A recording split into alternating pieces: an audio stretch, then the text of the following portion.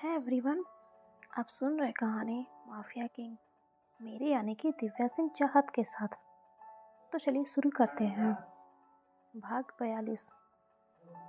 इस वक्त उस कमरे को खाली देख इकबाल थोड़ा हैरान था, तो वही बाकियों का भी कुछ वैसा ही हाल था।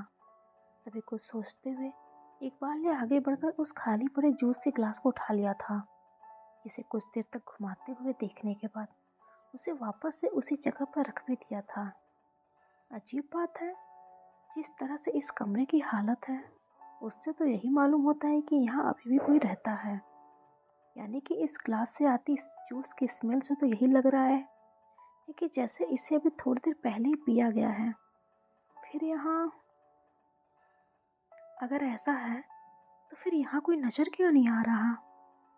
तभी उसकी बातों को बीच में काटते हुए सलोनी कोहली ने कहा था, जिसकी बातों पर इकबाल बस अपने कंधे को उचकाते हुए कमरे से अटैच्ड खिड़की की तरफ बढ़ गया था।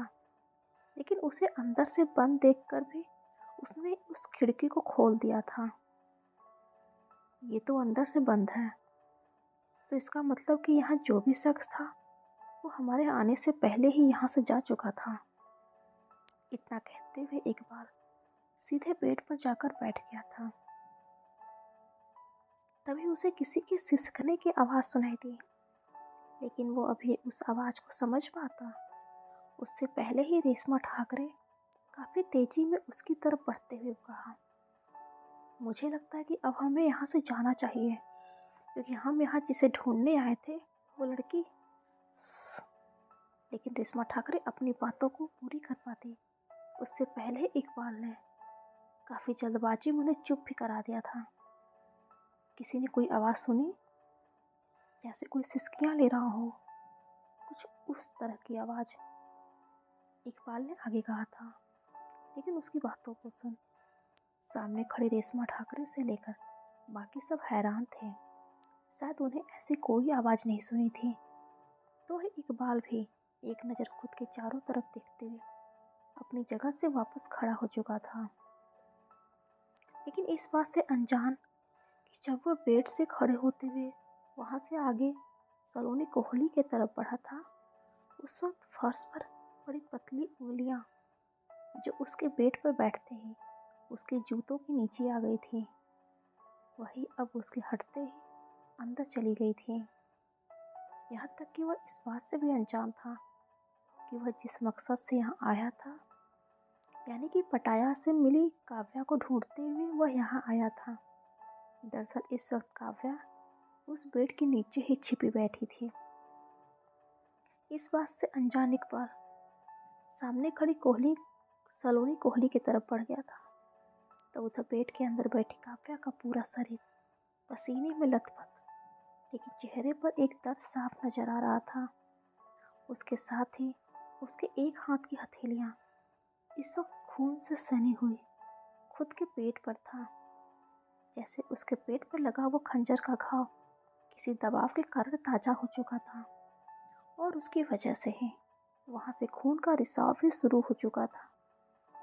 पलकें हल्की भारी हो रही थी, जिसके कुछ क्षण बाद ही काव्या एक बार फिर से एक धीमी में सिसकते हुए लेकिन बेड के नीचे ही फर्श पर बेहोश हो चुकी थी। तभी दरवाजे के पास ही खड़ी रेशमा ठाकरे एक नज़र खुद के चारों तरफ देखते हुए, मुझे लगता है कि अब हमें यहाँ से चलना चाहिए, क्योंकि जिस लड़की की तलाश में हम लोग यहाँ आए थे उसका मिलना तो दूर, उसकी परछाई तक कहीं नज़र नहीं आ रही।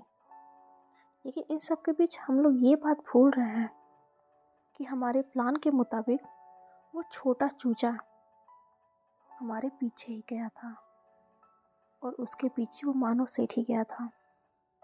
लेकिन हमारे ठिकाने पर हमें न पाकर वो लोग भी यही आते होंगे, इसलिए हमें भी अब जितनी जल्दी हो सके यहाँ से निकल जाना चाहिए। मुझे लगता है कि रेशमा ठीक कह रही है इकबाल, अब हमें यहाँ से चलना चाहिए। रेशमा ठाकरे की बातों पर अपनी सहमति जताते हुए सलोनी ने अभी कुछ कहना शुरू ही किया था कि उससे पहले ही इकबाल का फ़ोन बज उठा था। स्क्रीन पर डैड यानी कि सामंत गोयल का नंबर फ्लैश होता देख इकबाल सलोनी कोहली की बातों को पूरी तरह से नज़रअंदाज करते हुए सामंत गोयल के फ़ोन को उठा लिया था। उस रणविजय सेठी के साथ क्या हुआ? इस बार उसे पकड़ने में कामयाब हुए या फिर हर बार की तरह इस बार भी? लेकिन इतना कहते हुए इकबाल अचानक से रुक गया था। शायद अब तक वो फ़ोन के दूसरी तरफ मौजूद सामंत गोयल की बातों को सुन रहा था, क्योंकि अगले ही पल उसके चेहरे पर एक तिरछी मुस्कान थी। ग्रेट, आखिर हम लोग कामयाब हो ही गए। अब उस मानव सेठी को भी घुटनों पर लाने में ज़्यादा देर नहीं लगेगी और उसके बाद उस किंग की कुर्सी पर सिर्फ और सिर्फ हमारा हक होगा। इतना कहते हुए इकबाल ने उस कॉल को तुरंत डिस्कनेक्ट कर दिया था। तभी सामने खड़ी सलोनी कोहली ने भी मुस्कुराते हुए कहा, फिर तो आज जश्न होना चाहिए। जिस कामयाबी के लिए हम सालों से मेहनत कर रहे हैं अब वो पूरा होने वाला है, तो फिर ऐसे में शांत बैठना शोभा नहीं देता। जैसी आपकी इच्छा, लेकिन सबसे पहले उस रणविजय सेठी को उसके सही जगह पर ठिकाने लगाने के बाद, क्योंकि हमारा असली खेल भी उसके बाद ही शुरू होगा, इकबाल ने कहा। जिसे सुनते ही सामने खड़े बाकियों के चेहरे पर भी एक तिरछी हंसी फैल चुकी थी। अब तो इन सेठीज की जिंदगी में ग्रहण लग चुका है। आज रणविजय सेठी तो कल मानव सेठी का भी नंबर आ ही जाएगा, और वो छोटा चूजा, उसे तो हम लोग अपनी मुट्ठियों में ही मसल देंगे। अपनी एक मुट्ठी बंद करते हुए रेशमा ठाकरे ने कहा था, जिसके साथ ही बाकी सब उस कमरे से बाहर भी निकल गए थे। तभी बाहर निकलते इकबाल की एक नज़र पीछे बेड की तरफ चली गई थी, जिसके चारों तरफ जमीन को छू रही बेडशीट को देख ना जाने क्यों इकबाल के कदम एक बार फिर से उस बेड की तरफ जाने के लिए बढ़ गए थे। लेकिन वो आगे बढ़ पाता उससे पहले ही पीछे से उसके कंधों पर हाथ रखते हुए सलोनी कोहली ने उसे रोक भी दिया था। क्या हुआ? इकबाल, हमें जल्दी से यहाँ से अब निकलना हो जाएगा, क्योंकि अभी हमारा उस मानव सेठी के साथ आमना सामना होना ठीक नहीं है।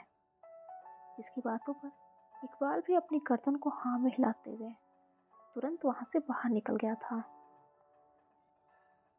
कुछ घंटों के भीतर ही जहाँ रणविजय सेठी की गिरफ्तारी अब तक की सबसे बड़ी खबर बन चुकी थी, जिसे सुनने वाला हर कोई चौंक उठता था, वही उनके लिए अभी भी किसी सपने की तरह ही था। क्योंकि रणविजय सेठी की गिरफ्तारी मतलब कि एक टॉप क्रिमिनल लॉयर जिसका आज तक एक भी केस न हारने का रिकॉर्ड था, आज वो खुद गिरफ्तार कैसे हो सकता है। और उससे भी ज़्यादा हैरानी वाली बात ये थी कि क्या उसने अपने इस गिरफ्तारी को रोकने के लिए कुछ नहीं किया था? क्या उसने इसके लिए कोई दाव पेच या कोई पैतरे नहीं आजमाए थे और अपनी गिरफ्तारी को बस होने दिया था? तो वही उसकी गिरफ्तारी की वजह, यानी कि उसके जुर्म को सुन लोगों को खुद के पैरों तले से जमीन खिसकती हुई नजर आने लगी थी। रणविजय सेठी, जो अपने काम से ही मशहूर था, वो बड़े से बड़े क्रिमिनल को काफ़ी आसानी से जमानत दिलवा देता था, और वही अपने कानूनी दांवपेच से वह उन्हें बाइज्जत आज़ाद भी करवा देता था। लेकिन आज तक किसी ने यह अंदाज़ा नहीं लगाया था कि उन क्रिमिनल्स को आज़ाद कराने के बाद रणविजय सेठी उन्हें अपने तरीके से सजा देता था, और हर सज़ा के अंत में उन क्रिमिनल्स को अपनी जान ही गंवानी पड़ती थी, जो खुद में एक हैरान कर देने वाली खबर थी। तो वही इसके साथ ही लोगों के मन में एक सवाल यह भी पैदा हो चुका था कि आखिर टॉप क्रिमिनल लॉयर रणविजय सेठी के ऐसा करने के पीछे क्या कारण था। जीवन दान देने वाला खुद उनके जीवन हरण का कारण भी बन रहा था। आखिर ऐसा क्यों? इसके पीछे का क्या कारण हो सकता है? मन में यह सवाल आते ही लोगों की उत्सुकता भी बढ़ने लगी थी। वो उसके बारे में और उससे जुड़ी खबरों को जानने में ज़्यादा दिलचस्पी दिखाने लगे थे। तो वही इस खबर को लाइव देखते हुए मानव सेठी भी अपना एक पैर दूसरे पैर के घुटनों पर चढ़ाए बैठा हुआ काफ़ी सख्त नजर आ रहा था। तभी बाहर से स्टीव के साथ अंदर आते हुए अगस्त्या ने काफी घबराहट में कहा, सेकंड ब्रदर, इस बार उस गोयल के बच्चे ने हमसे 2 कदम आगे की पारी खेली है। मैंने मुंबई के सभी लोकल थाने में पता किया, लेकिन वो सामंत गोयल उन्हें लेकर कहीं और ही गया है। अगस्त्या का इतना कहना था कि मानो की भौहें सिकुड़ चुकी थी, लेकिन उसके साथ ही उसकी नजरें सामने खड़े स्टीव की तरफ घूम गई थी, जिसे देख स्टीव ने थोड़ा हकलाते हुए कहा, ग्रेट मास्टर, उस लड़की का भी कहीं कुछ पता नहीं चला, लेकिन फिक्र ना करें, वो लड़की आज रात होने से पहले आपके सामने होगी, क्योंकि मैंने अपनी सभी आदमियों को, वो शिवानी नायक मुझे पहले से ही पसंद नहीं थी, और इसके लिए मैंने फर्स्ट ब्रदर को भी पहले से ही वार्न भी किया था, लेकिन फर्स्ट ब्रदर, अब नतीजा सामने है।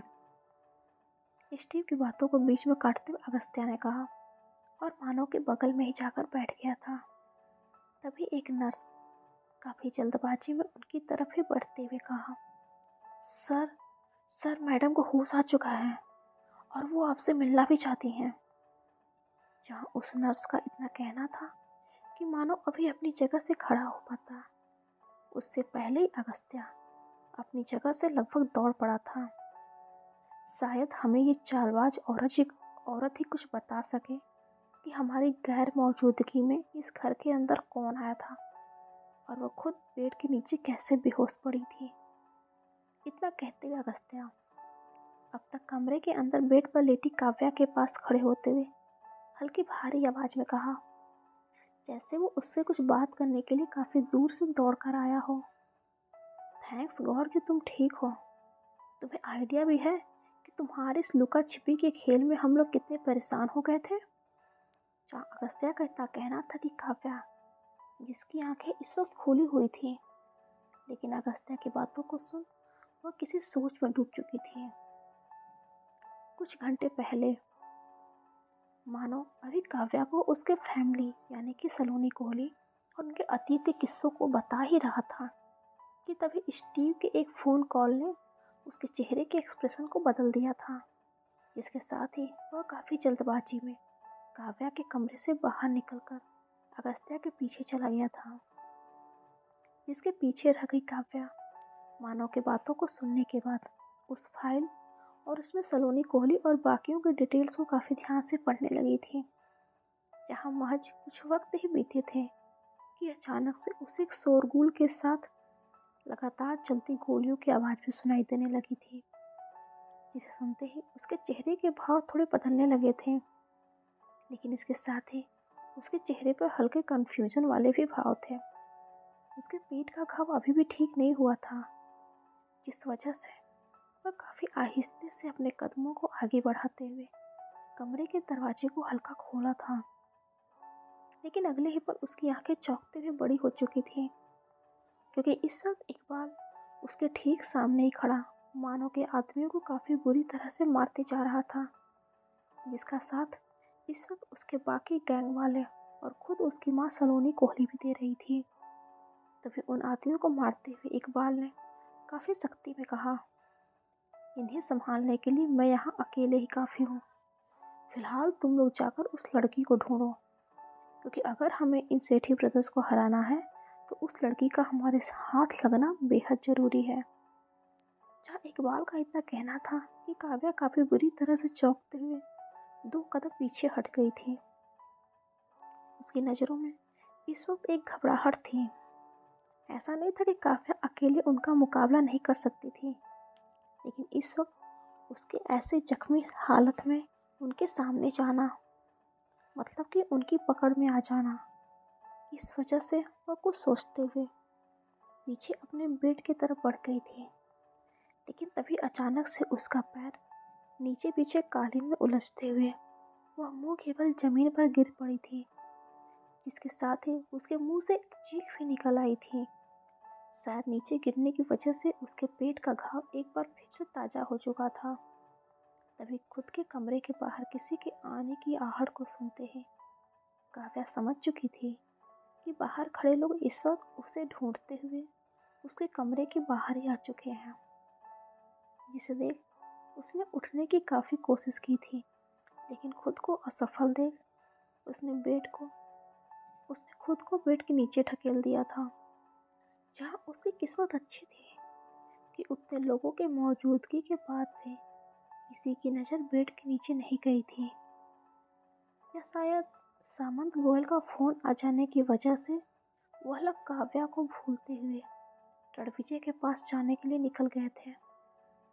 खुद में खोई हुई काव्या अभी इन बातों को सोच ही रही थी कि तभी किसी ने उसके सिर पर अपना हाथ रख दिया था।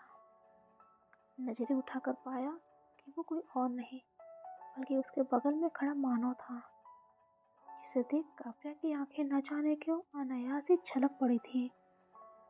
मानो एक वक्त के लिए लगा था कि मैं अब तुमसे कभी नहीं मिल पाऊंगी। ऐसा लगा था कि अब मैं तुम्हें हमेशा के लिए खो देने वाली हूँ। ये लड़की तो इमोशनल कर देती है। अगर मैं कुछ देर तक यहाँ और रहा तो मैं भी इसकी तरह इमोशनल फूल बन जाऊंगा। खुद में बड़बड़ाते हुए अगस्त्या उस कमरे से बाहर निकल गया था, लेकिन उसकी बातों को सुन मानो काव्या की हथेलियों को पकड़ते हुए उसके सामने ही बैठ गया था। बेबी गर्ल, जब तक मैं जिंदा हूँ तुम्हें कभी कुछ नहीं होने दूंगा। लेकिन आज की बात अलग थी मानो। आज मुझे तुम्हारी मौजूदगी का जरा सा भी एहसास नहीं हो रहा था। ऐसा लग रहा था जैसे जैसे इतना कहते हुए काव्या की जुबान अचानक से रुक गई थी, जैसे वह इसके आगे कुछ भी कहने से कतरा रही हो। लेकिन उसकी आंखों के कोरों पर ठहरी नमी अब तक बाहर छलक आई थी। तो उधर दूसरी तरफ एक छोटे वो अंधेरे कमरे के अंदर गूंजती एक व्हिसल की आवाज, जैसे उसके अंदर मौजूद शख्स काफी खुश हो। तभी अचानक से उस कमरे के दरवाजे के खुलते ही वहां एक रोशनी फैल गई थी और अंदर एक कुर्सी पर बैठा रणविजय सेठी, जिसके हाथ पैर बंधे हुए थे, लेकिन चेहरे पर एक तिरछी मुस्कान थी। यहाँ तक कि उस कमरे के अंदर काफी देर से फिसल बजाने वाला भी वही था। एक छोटे उम्मीद नहीं थी कि इस कैद में रहने के बाद भी तुम्हारे चेहरे पर इतनी बेफिक्री देखने को मिलेगी रणविजय सेठी। क्यों? तुम लोगों को लगा था कि इस वक्त मैं तुम लोगों को रोता गिड़गिड़ाता हुआ मिलूंगा? सामने खड़े इकबाल और सामंत गोयल की बातों को सुन रणविजय ने कहा, जहाँ इस वक्त उसके चेहरे पर एक तिरछी मुस्कान भी कायम थी। कोई बात नहीं, अभी ना सही, लेकिन थोड़ी देर बाद तुम्हारी हालत कुछ वैसी ही होने वाली है। बिल्कुल अपने घुटनों के बल बैठे, रोते गिड़गिड़ाते हुए। तभी अचानक से रणविजय की बातों का जवाब देते हुए सलोनी कोहली ने कहा, जो अंदर आते हुए अब तक रणविजय सेठी के काफ़ी करीब जाकर खड़ी हो चुकी थी। उनके पीछे ही रेशमा ठाकरे व उनके दोनों देवरों को देख रणविजय के होठों पर अब तक एक तिरछी हंसी फैल चुकी थी। एक शेर का सामना करने के लिए पूरी गीदड़ों की फौज आई है, देखकर काफ़ी अच्छा लगा। जहाँ रणविजय ने अपनी बातों को खत्म किया ही था कि इकबाल काफ़ी तेजी में रणविजय की तरफ बढ़ते हुए उसके मुंह पर एक जोरदार मुक्का जड़ दिया था, जो इतना तेज था कि रणविजय का चेहरा एक तरफ झुकने के साथ साथ उसके होठों के कोरों से खून का हल्का रिसाव भी शुरू हो चुका था। लेकिन उन जख्मों पर अपने जीभ को फेरते हुए रणविजय एक बार फिर से हंस दिया था। इकबाल, इस वक्त तुम्हारी किस्मत अच्छी है, इसलिए जितनी मर्जी अपने जोर की नुमाइश कर लो, क्योंकि आगे चलकर ये मौका तो क्या खुद के पैरों पर खड़े होने के लायक नहीं बचोगे। धमकी देता है तू? इकबाल को धमकी? हाँ। इतना कहते हुए इकबाल ने एक बार फिर से उसके मुंह पर लगातार 2 मुक्के जड़ दिए थे। साले, आज तेरी सारी अकड़ मैंने यही न निकाल दी तो कहना।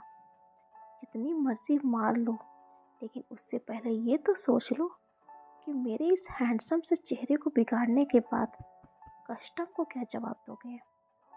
एक बार फिर से हंसते हुए रणविजय ने कहा था, जहाँ उसकी बातों पर इकबाल पूरी तरह से चिढ़ा हुआ नजर आ रहा था। इस वजह से वह रणविजय के ऊपर एक बार फिर से अपना मुक्का जड़ने ही वाला था कि उससे पहले ही सामंत गोयल ने उसके बाजू को पकड़ते हुए उसे पीछे खींच दिया था। Iqbal, just wait a second, और तुरंत रणविजय की तरफ मुड़ते हुए कहा, कस्टम, इससे क्या मतलब है तुम्हारा? लेकिन रणविजय के चेहरे पर एक हंसी सी फैल गई थी, तो ये बाकी सब एक क्षण के लिए थोड़े हैरान नजर आने लगे थे।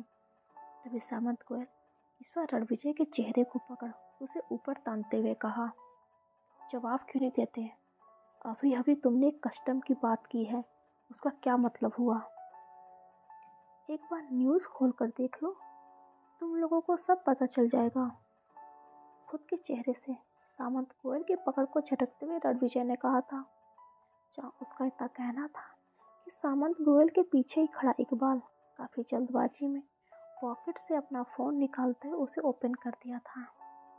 वही स्क्रीन पर चल रही रणविजय सेठी की गिरफ्तारी की खबर और उसके पीछे की वजह के साथ साथ उसे गिरफ्तारी की लाइव टेलीकास्ट भी दिखाई जा रही थी।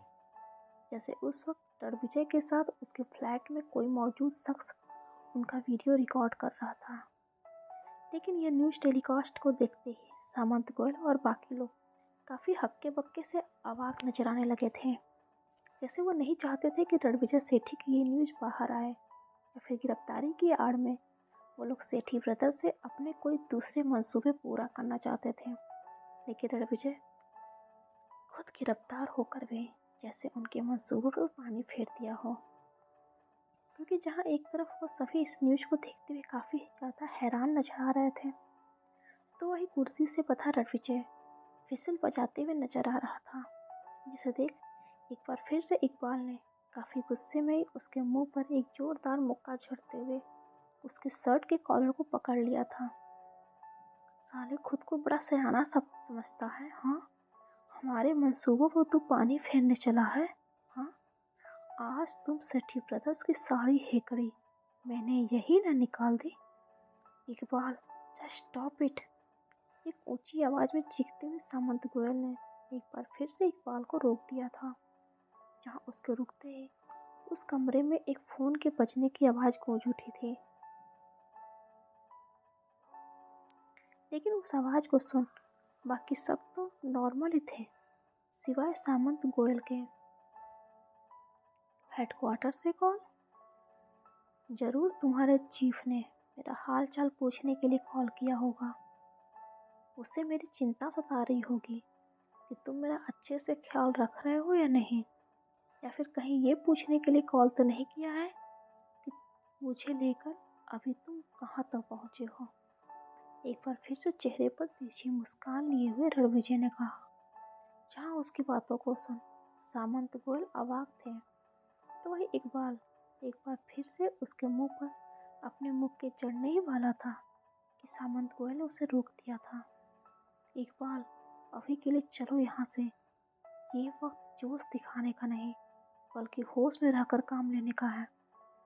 तभी पास खड़े सलोनी कोहली और बाकियों की तरफ देखते हुए उन्होंने आगे कहा, अभी फिलहाल के लिए तुम लोग भी चलो यहाँ से, और इकबाल के बाजुओं को पकड़े उस कमरे से बाहर निकल गए थे।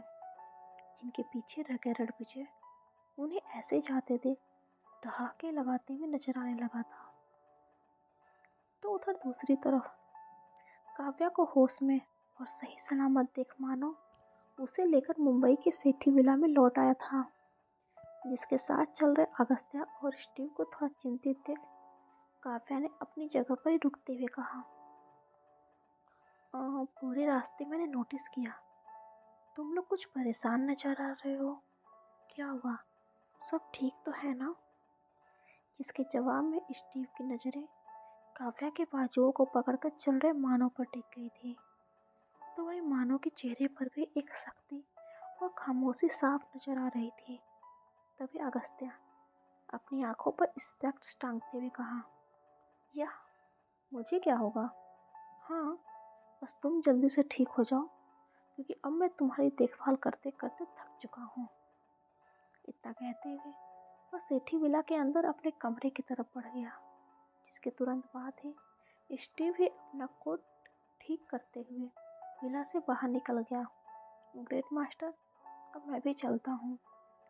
लेकिन उन्हें ऐसे जाते देख काव्या थोड़ी हैरान थी। मानो मुझे ऐसा क्यों लग रहा है जैसे ये सभी मुझसे कुछ छिपा रहे हैं। क्या हुआ है? अगर इस बारे में तुम्हें कुछ मालूम है तो प्लीज़ बताओ ना। बेबी गर्ल, इस वक्त तुम्हें रेस्ट की ज़रूरत है। इतना कहते मानो ने उसे अपनी गोद में उठा लिया था। शायद ऊपर कमरे तक जा रही सीढ़ियों को चढ़ने में काव्या को थोड़ी दिक्कतें आ रही थी, लेकिन उसके इस बर्ताव पर काव्या एक क्षण के लिए थोड़ी चौंक सी गई थी। लेकिन अगले ही पल मानो के गले में अपनी बाहों को फंसाते हुए वह हल्का मुस्कुरा भी दी थी। मानो तुम थोड़े बदल से गए हो, बट आई लाइक इट। जहाँ भी मुस्कुराते हुए काव्या ने इतना ही कहा था कि अगले पल अचानक से वह चौंक सी गई थी। मानो मेरा कमरा तो उस तरफ है ना? क्योंकि इस वक्त मानो उसे अपनी गोद में लिए उसके कमरे की बजाय खुद के कमरे के भीतर चला गया था। डियर फ्रेंड्स, आज के लिए बस इतना ही। अगले भाग में जल्दी मुलाकात होगी। लेकिन अगर आपको मेरी स्टोरी पसंद आ रही है तो प्लीज़ मेरे चैनल को लाइक, शेयर और सब्सक्राइब ज़रूर कीजिएगा। हर हर महादेव।